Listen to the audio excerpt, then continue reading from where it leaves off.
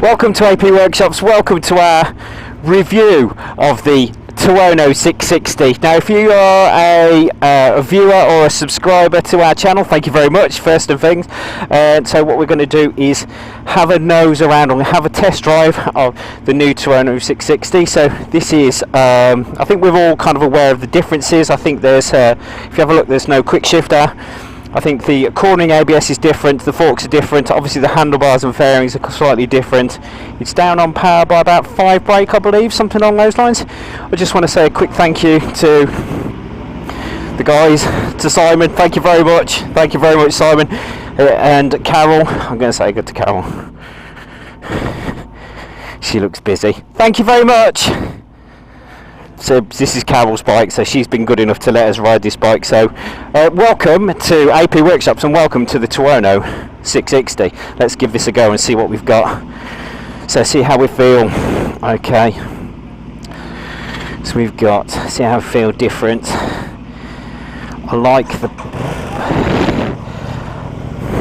I love high bars.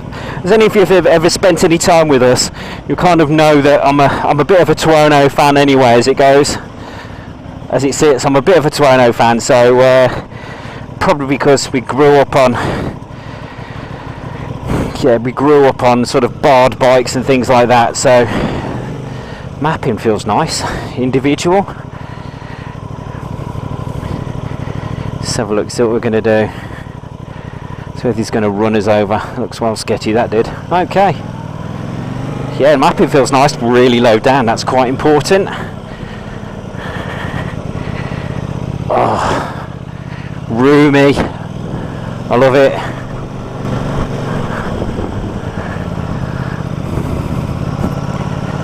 Well, the bars feel really strange compared to the Tuono. So the bikes that we work on every day, this feels quite strange.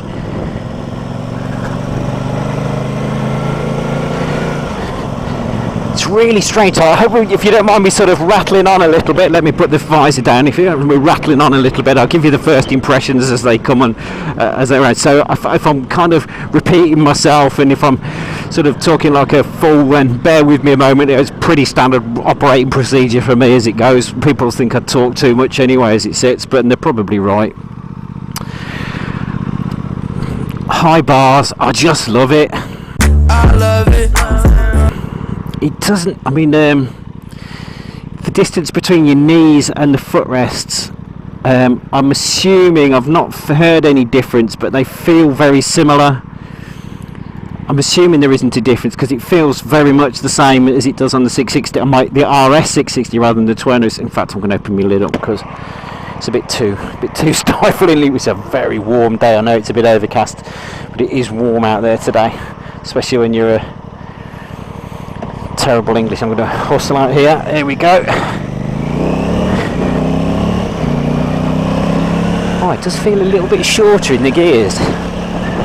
Feels a little bit shorter in the gears. I don't know if that's normal or not. I don't know, but certainly not a bad thing.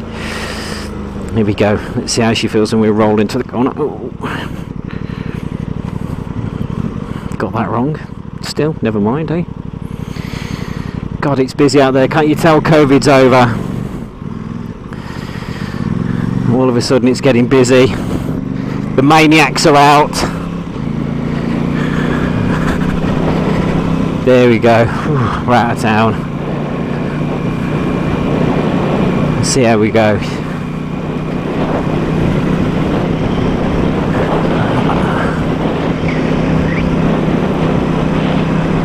Brakes feel good. The brakes feel good when I had to put it on a bit sharp then. Everything feels quite nice. Mirrors work. I'm still looking at my elbow. Still, who cares? Got to catch me first. You have to catch me first. I'm like a whippet. Really don't want to. Sorry, Dad. He would be disappointed if he knew. Still. So let's have a look, see how we're getting on.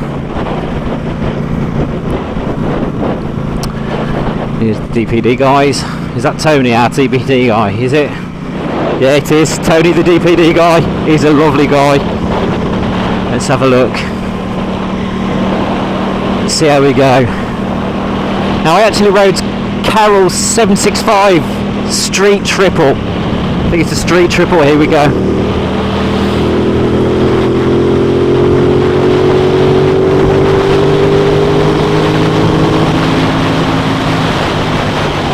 Oh, why is he shutting off? I'm not going to beat the living daylights out of this like I did on the RS660 because it's not my bike. But the motor feels really the same, so it doesn't pull as strong as the 1000cc, but it's only a 660. So let's see if it revs a little bit cleaner, low down, and see how she goes there. It's the kind of thing you take for granted when you ride 1000cc bikes every day, which is you kind of get spoiled with power. But when you go back to a 660, and you've got to rev it again, it just does make it just brings back all those memories of revving and beating the crap out of a 350LC. When I was a kid. It's been 84 years. Well, say kid. When I was younger. It's actually my birthday today, so I'm feeling pretty old as it goes. Yeah, it just handles just great. The back shock isn't crap like the one on my 660. Let's see how we go. You have to stand up a bit. And there you go, over a little bump. We'll do a bit of a speed wobble. This is like the LC. Brilliant. Brief explanation, my dad would be disappointed. My dad's a very good rider, but unfortunately I'm not. So let's have a look. So I have to apologise if I get it wrong. Oh, the end brakes are good. Shoulder check, here we go. Let's see how she feels. Beautiful. That works.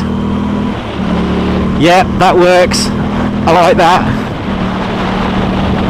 Oh, damn, I do like this bike.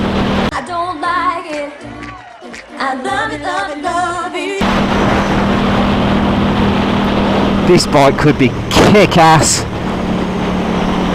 In fact, I know where this bike's going to be kick-ass. Let's just give these guys a little bit of space and time because I can see another car coming. Let's look after these people. Bit of patience. Here we go. Lovely. Plenty of space and away we go. Just as nice as the RS660. Fuel's really clean. Now I remember on my bike, and I'm rattling on like an idiot. There we go, all clear. I'm rattling on like an idiot. We did have a little bit of. Did you see the lights come on then? Wouldn't it? A little bit airborne. Whoops. So around 4,000 to 5,000 RPM, I believe there's a little bit of a hole in the fueling on the standard bike at about. I don't know what it was, what gear. It doesn't matter what gear it was, does it? It's only engine RPM that's ever going to count on this one. So let's have a look. No, sit back. Sit back. Let's drop it down and see if we can. Is that fueling problem still there?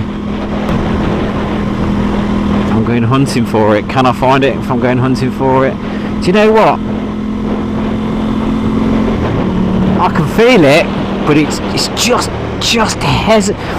minutely. So it is just a mapping thing. It is just a mapping thing, which is perfect because that means we can deal with that. No dramas. I can feel it. It just feels like it leans out a little bit just at that because that kind of gives you that sensation that it just kind of leans out a little bit. The handling's lovely, but then the handling was okay on my 660 until we got onto a sort of a situation where it was, Christ, look at all this traffic. I don't remember ever seeing it this busy down here.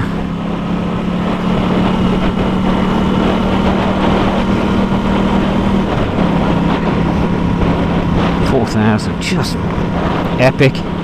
Yeah. It's 21 degrees out. I wonder if that was. I wonder if it was an ambient temperature which was causing that mapping to go wrong. Forgive me if I'm waffling on. I'm not going to apologise, but anybody that knows anything, like I said, that spent any time around me, know that I just talk far too much. You just talk too damn much. It's ever so difficult to actually give you an honest indication of about how this bike feels when you've not ridden it before. So literally this is just, I've just got on this bike and I'm talking to you about it as I go along, which is kind of the way I wanted to do it. So this is Kingsbury, so we've got to sit and sort of commute now, haven't we, because we've got to run through this village at 30 miles an hour. So this is kind of where this bike will excel.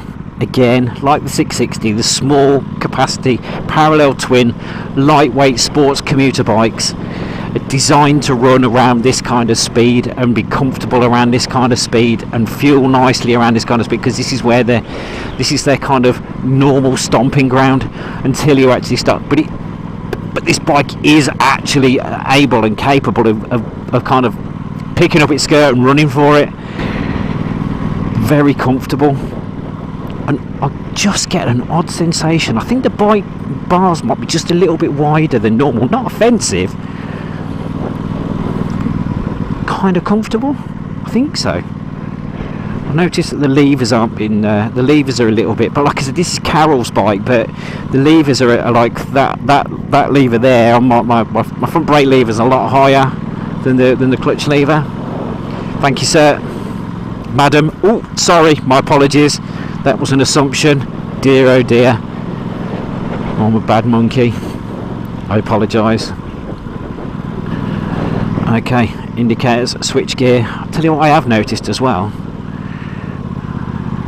is that I haven't knocked. You see that the pass light on. Stay where you are.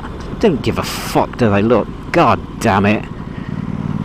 Just don't give a damn, do they? They just don't give a monkeys, do they? They're just blind as a bat drive out.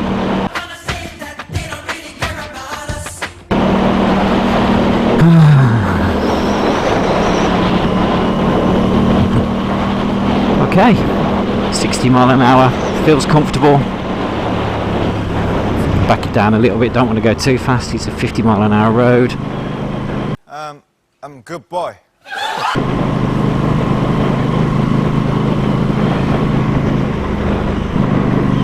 Okay.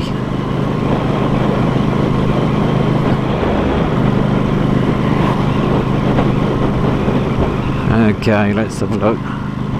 There's a lot of traffic out today. It's not really been the most accurate road test I could have given it, to be honest with you, because there is a lot of traffic out there. But this is where this bike is designed for. I'll keep banging on about it, and I did bang on about it when...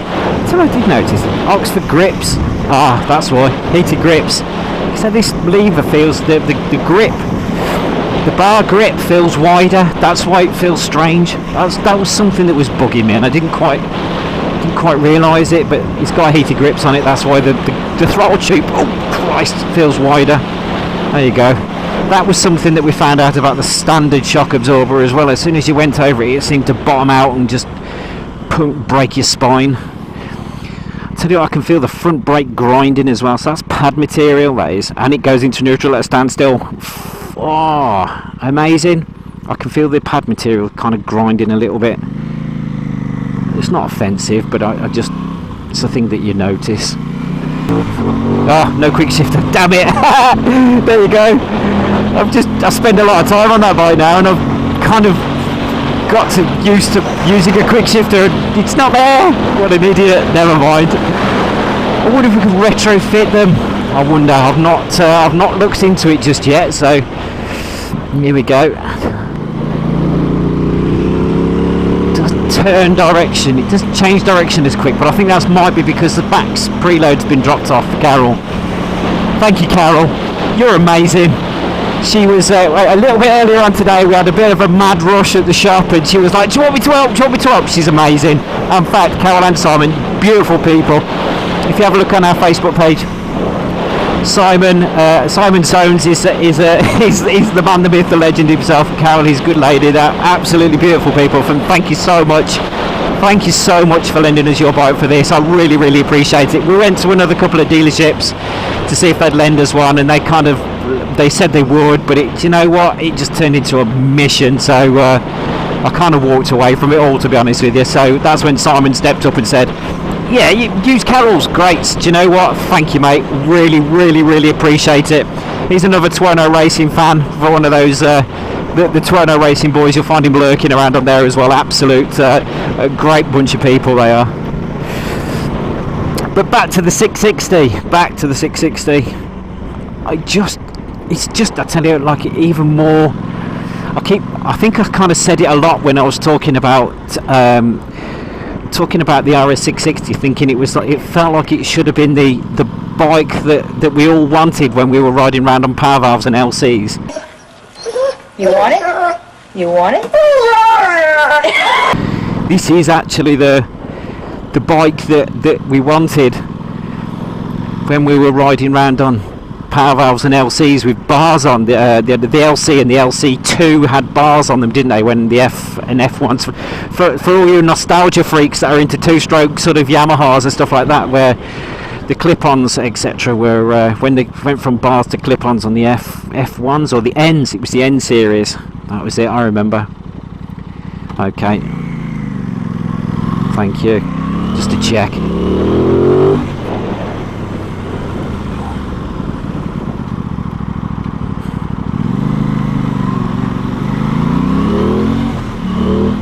Okay.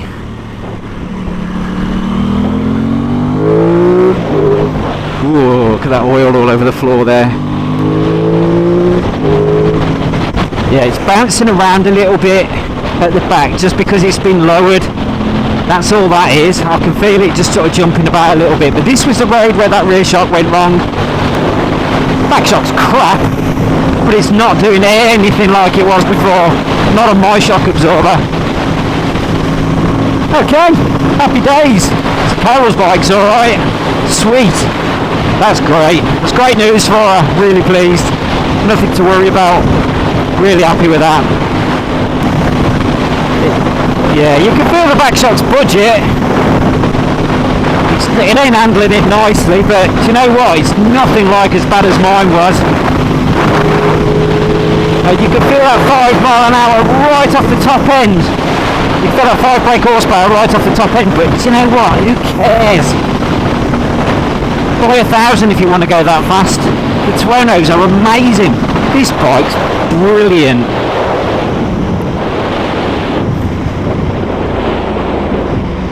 Yeah. Forks are lovely. Rear shock's crap, but you know what? It's not dangerous like mine was. Neutral at a standstill. Just showing off. Just showing off. Okay. King in the castle, king in the castle. Have a chair, I have a chair. So lift my lid up.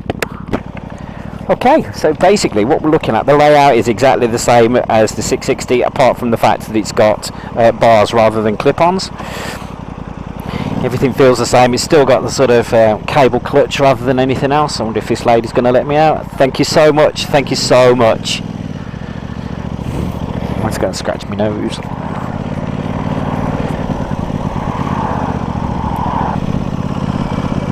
Yeah, I love it. It's what we've got for there we go, into neutral.